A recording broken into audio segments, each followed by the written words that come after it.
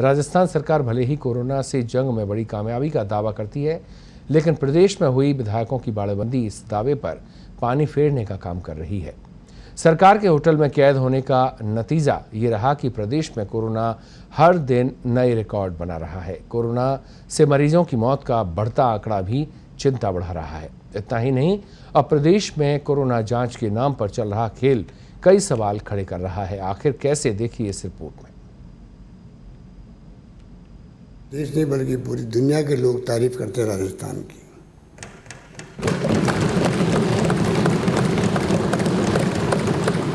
प्रधानमंत्री जी कहते हैं कि राजस्थान से अन्य राज्यों को प्रेरणा लेनी चाहिए। क्यों कहते हैं? मैंने तो कहा नहीं था उनको। भीलवाड़ा मॉडल हमने नहीं कहा, भीलवाड़ा मॉडल हमने बनाया है। आपकी सरकार केंद्र में उनके स्वास्थ्य मंत्रालय ने कहा और उसी के आधार पर हम लोगों ने काम किया। पिछले 3 महीने से मुख्यमंत्री अशोक गहलोत बस यही रट लगा रहे हैं। मुख्यमंत्री बार बार ये कह रहे हैं कि कोरोना से जंग में राजस्थान सरकार की कार्यशैली की खुद प्रधानमंत्री नरेंद्र मोदी तारीफ कर चुके हैं, लेकिन वे ये भूल गए कि सरकार बचाने के लिए जब से जनता की ओर से चुने गए जनप्रतिनिधियों को बाड़े में कैद किया, तभी से प्रदेश में कोरोना बेकाबू हो गया। इतना ही नहीं, देश में हर दिन 1000 के पार कोरोना मरीजों के मिलने का सिलसिला तो शुरू हुआ ही, साथ ही सबसे ज्यादा रिकवरी रेट वाले राज्य राजस्थान की रिकवरी रेट भी बिगड़ गई। ऐसे में सवाल ये कि आखिर राजस्थान सरकार पीएम मोदी की ओर से की गई तारीफ को कब तक भुनाती रहेगी। सवाल यह भी कि सरकार को हर दिन रिकॉर्ड तोड़ रहा कोरोना मरीजों का आंकड़ा क्यों नजर नहीं आ रहा, और सवाल यह भी कि बाड़ाबंदी के दौरान कोरोना संक्रमण फैलने का जिम्मेदार आखिर कौन है। ये सवाल हम इसलिए उठा रहे हैं क्योंकि कोरोना की जांच को लेकर भी झोल सामने आ रहा है, जो कई सवाल खड़े कर रहा है।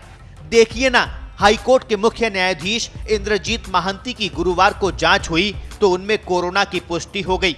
इसके एक दिन बाद ही की गई कोरोना जांच में उन्हें नेगेटिव बता दिया और इसी दिन शाम को सीजे के फिर से सैंपल लिए तो उन्हें पॉजिटिव बता दिया। स्वास्थ्य विभाग से जुड़े लोगों की ओर से तर्क दिया जा रहा है कि मेडिकल RT-PCR जांच में सही होने की संभावना 70% ही मानी जाती है।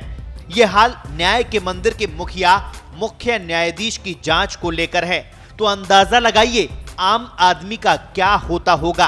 कोरोना जांच की ऐसी स्थिति को देखकर तो आम आदमी के लिए सरकार मानो ये ही कह रही है, शेख अपनी अपनी देख। प्रदेश में 17 मई को अनलॉक का पहला चरण शुरू होने से पहले और वर्तमान आंकड़ों के विश्लेषण में कोरोना संक्रमण के आयुवार प्रभाव में बड़ा अंतर सामने आया है। अनलॉक से पहले के आंकड़ों के अनुसार कुल संक्रमितों में 30 तक आयु के 43.02% युवा और बच्चे संक्रमित थे। अब 60,000 मरीज पार होने पर यह प्रतिशत इस वर्ग में 62.47 तक पहुंच गया। कामकाजी वर्ग में संक्रमण का प्रभाव 44.95 से घटकर अब 29.69% है। वहीं 61 साल से अधिक आयु वर्ग में संक्रमण 12 से 4.54 घटकर 7.46% रह गया है। कोरोना के युवाओं पर डबल अटैक को इन आंकड़ों के जरिए समझिए। सबसे पहले बात 30 साल तक आयु वर्ग के युवाओं की। अनलॉक से पहले 43.02% युवाओं में कोरोना का संक्रमण था। अनलॉक के बाद में यह संक्रमण बढ़कर 62.47% हो गया। 31 साल से लेकर 60 साल तक के आयु वर्ग की बात करें तो अनलॉक से पहले 44.95% लोगों में कोरोना का संक्रमण था। अनलॉक के बाद यह घटकर 29.69% रह गया है।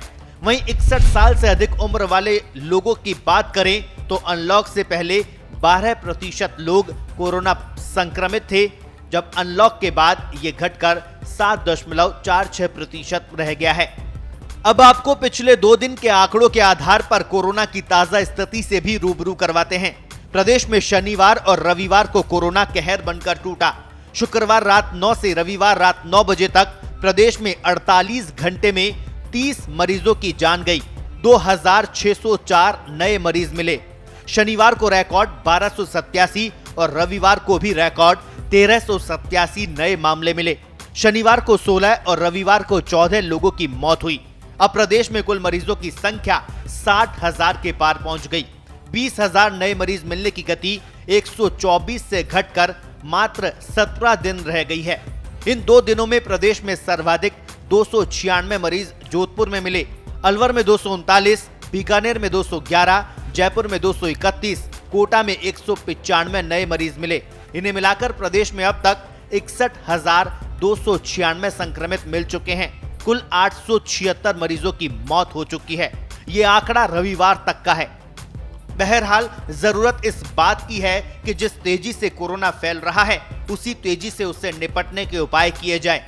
जरूरत इस बात की भी है कि सरकार के सुस्त होने पर मुख्य विपक्षी दल होने के नाते भारतीय जनता पार्टी उस पर दबाव बनाए और जरूरत इस बात की भी है कि कोरोना के बढ़ते संक्रमण के बाद आम आदमी लापरवाही करने की बजाय अपनी जिम्मेदारी समझते हुए जागरूक बने। तभी कोरोना को हराया जा सकता है। नहीं तो कोरोना के हर रोज टूटते रिकॉर्ड राजस्थान को भी दिल्ली और महाराष्ट्र बनने पर मजबूर कर देंगे। ब्यूरो रिपोर्ट, पत्रिका टीवी।